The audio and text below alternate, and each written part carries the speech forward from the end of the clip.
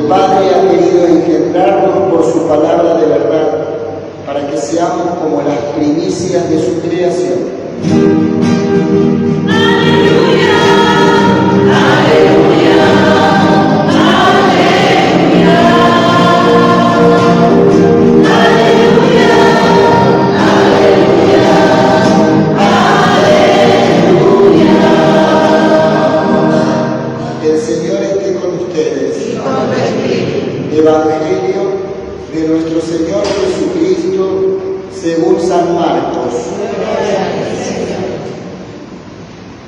Los fariseos con algunos escribas llegados de Jerusalén se acercaron a Jesús y vieron que algunos de sus discípulos comían con las manos impuras, es decir, sin lavar. Los fariseos, en efecto, y los judíos en general, no comen sin lavarse antes cuidadosamente las manos, siguiendo la tradición de sus antepasados, y al volver del mercado no comen sin hacer primero las abluciones. Además, hay muchas otras prácticas a las que están aferrados por tradición, como el lavado de los vasos, de las jarras, de la vajilla de bronce y de las camas.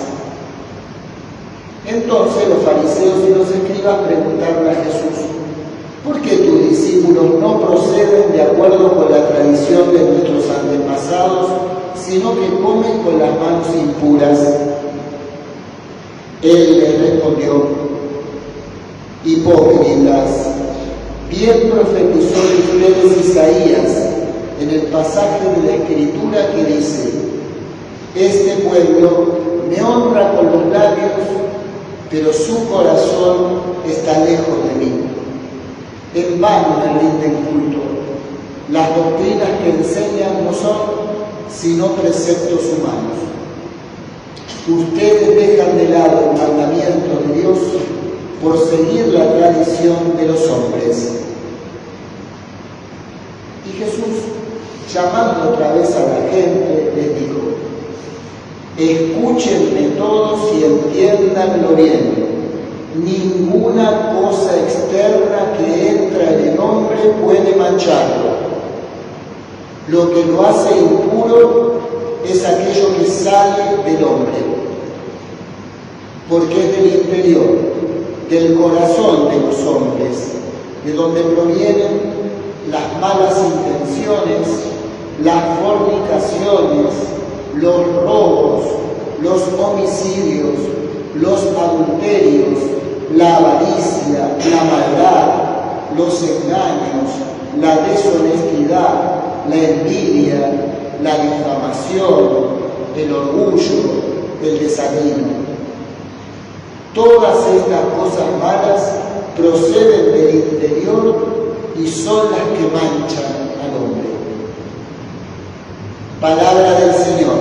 Gloria a ti, Señor. ¡Aleluya! ¡Aleluya! ¡Aleluya! ¡Aleluya! ¡Aleluya! ¡Aleluya! No podemos sentarnos.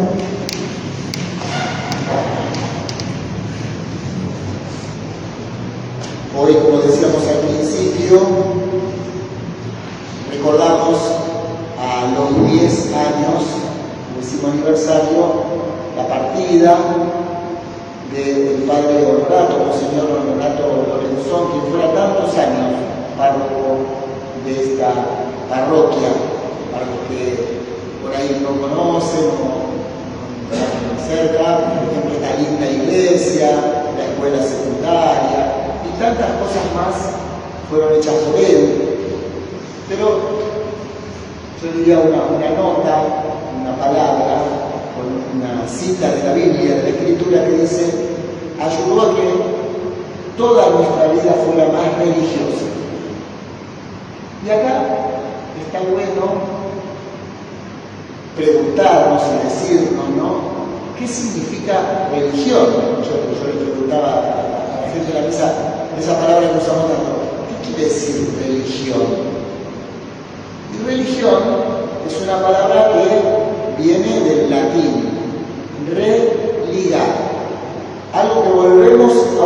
volvemos a atar, algo que se había cortado, ¿no? Se había soltado y lo volvemos a atar. La religión es eso. Y fíjense, todas las comunidades humanas y todas las culturas tienen tradiciones religiosas, desde los orígenes, en las cavernas donde ya hay huellas del ser humano. El ser humano sintió ese anhelo de comunicarse con lo sagrado, con el misterio, con Dios. Y al mismo tiempo, religión, ¿no? Sintió que había algo que los separaba, había una distancia, había como un abismo entre ese Dios tan grande, santo, puro y nosotros. Primero porque somos criaturas, Dios es el creador, hay una distancia, pero además hay una distancia porque el ser humano sabemos desde los orígenes que no somos buenos, que muchas veces no somos buenos, que muchas veces hacemos el mal, nos dañamos y dañamos la obra de Dios, que es su creación. Entonces siempre ha estado esa búsqueda de ¿cómo hacemos? ¿Cómo hacemos para volver a unirnos? Para poder presentarnos puros delante de Dios. Los ritos de las religiones, en el fondo buscan eso. Caminos, puentes, para ver cómo hacemos para ponernos en contacto con la divinidad. Eso que todos los pueblos hicieron, el pueblo de Israel, nuestros padres en la fe, hermanos mayores en la fe, también lo tuvieron. La Torá, la ley de Dios, indica muchos caminos para que el hombre, sea el hombre o la mujer, ¿no? Se acerque a Dios y se purifique para estar en la presencia de Dios. En tiempos de Jesús, eso se había hecho como muy exagerado. No solo lo que decía la Escritura, sino que a lo que decía la Escritura se le habían añadido muchos mandamientos y preceptos, siempre buscando, ¿no? Siempre me siento impuro, siempre me siento que me falta algo. Entonces, por ejemplo, esto que señala Jesús, cuando comían, no era lavarse la mano, porque no tenemos que lavar la mano, sino que eran purificaciones, abluciones con oraciones, cuando volvía del mercado y de la calle, porque por ahí había tocado algo, y había animales que no se podían comer, el cerdo, otros animales, ¿no? Todas cosas que creían, hacían impura a la persona y no le permitían estar en la presencia de Dios. Objetos, la vajilla de bronce, bueno, cosas que acá nos dice Jesús. Sin embargo, cuando le plantean esto a Jesús, Él se nos muestra, ¿no?, que la pureza y la purificación son otra cosa. Él mismo es el que viene a ser el puente entre Dios y los hombres. Él es la religión. Él es el que viene a religar de nuevo la humanidad entre sí y con Dios. Y por eso señala dónde está el problema y dónde está el tema de ser puro o no puro, de estar o no estar en la presencia de Dios. Y dice que ese lugar no está en ninguna cosa que viene de afuera. El mundo es hermoso y bello, y Dios lo puso en nuestras manos para que trabajáramos y disfrutáramos de él. Sino lo que sale del interior del hombre, del corazón del ser humano, de ese lugar profundo que tiene sus raíces en Dios mismo, ese lugar donde Dios nos está creando, y Dios puso cosas muy bellas en nuestro corazón, energías muy positivas, la capacidad de amarnos, de continuar la obra de Dios, la procreación, la capacidad de luchar en la vida y tener fortaleza, la capacidad de tener cosas y administrarlas. Todo eso que es hermoso y bello que Dios puso en el corazón, el ser humano al separarse, al desvincularse de Dios, se volvió loco, tuvo una autonomía, y entonces eso que era muy bueno se empezó a volver como un ídolo, como algo, como una adicción. Entonces el amor, la sexualidad se volvieron como una práctica solamente para satisfacerse sin importarle a los demás. Y entonces la energía para la lucha de la vida se volvió ira entre nosotros, violencia, homicidio, guerra. La capacidad de tener cosas y disfrutarlas se volvió codicia, donde no me importan los demás, con tal de estar bien yo, consumir yo, ¿qué me importan los otros? El mal del universo y del mundo se genera en el corazón del hombre. Y Jesús viene a ese lugar. No nos viene a decir portate bien, por supuesto, y acordarlo bien, o cumplí estas cosas. Viene a que lo recibamos en nuestro interior y le permitamos que transforme esa raíz. Porque si no se cura eso, por más que hagamos 1000 propósitos en la vida, 1000 voluntarismos, no alcanza. Por eso la vida cristiana comienza con la gracia del bautismo, una gracia que Dios nos regala. Por eso todas las semanas venimos como mendigos a recibir el pan de la vida, que es capaz de transformarnos y darnos fuerza. Y desde ahí sí, la consecuencia será, bueno, todo lo que hago y lucho. Miren qué lindo, en la segunda lectura, hoy pedíamos volver más religiosa a nuestra vida, ¿no? Porque decíamos lo que intentó el Padre Honorato con nosotros. En la segunda lectura dice, ¿cuál es Santiago, que era un buen judío y que se hizo cristiano?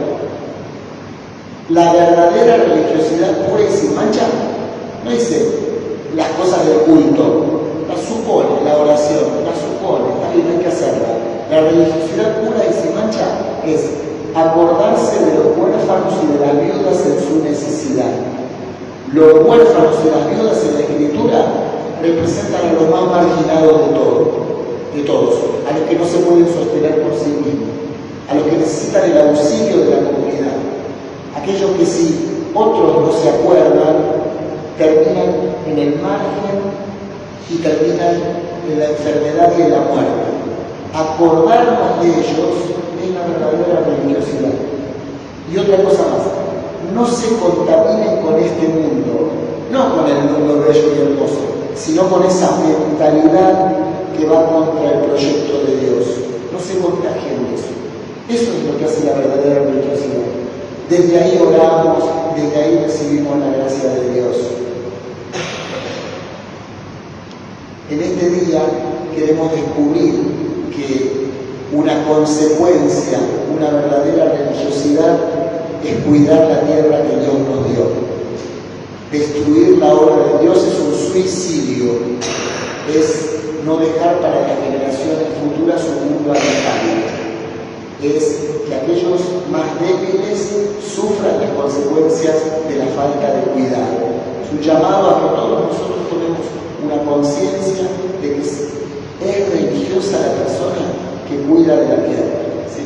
La Eucaristía que celebramos, el pan y el vino que traemos al altar, representan nuestra vida entera. Eso es lo que representamos a Dios. Esa es nuestra religión. El mundo entero. Y fíjense, Dios lo toma y lo transforma, lo une al cuerpo y a la sangre de Cristo. Nuestra vida y el universo entero entran en Dios cada vez que celebramos la Eucaristía. Que así sea.